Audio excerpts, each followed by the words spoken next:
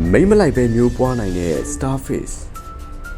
ဇီဝမျိုးစုံမျိုးကွဲများစွာနဲ့ဖွဲ့စည်းထားတဲ့ဒီကမ္ဘာလောကကြီးထဲမှာတချို့သောမျိုးစိတ်များဟာတော့ထူးခြားတဲ့လက္ခဏာတွေရှိနေကြပါတယ်။ထို့အထက်ကမှကျင်ငါးတွေကလည်းအပါဝင်တစ်ခုပဲဖြစ်ပါတယ်။ကျင်ငါးတွေဟာတခြားသတ္တဝါမျိုးစိတ်များနဲ့မတူပဲမိမ့်မလိုက်ပဲမျိုးပွားနိုင်တဲ့စနစ်ကိုပိုင်ဆိုင်ထားကြပါတယ်။သို့တော်လည်း Starfish တွေမှာမိတ်လိုက်ခြင်းဖြစ်စဉ်လုံးဝမရှိတာတော့မဟုတ်ပါဘူး။ရင်းနေကြော်ယူမဲ့သတ္တဝါမျိုးစိတ်တစ်မျိုးဖြစ်တဲ့ Starfish တွေဟာမျိုးစိတ်ပေါင်း1900ခန့်ရှိပြီးပူနွေးသောအပူပိုင်းစုံများမှာအေးပိုင်းစုံများအထိတွေ့ရတတ်ပါတယ်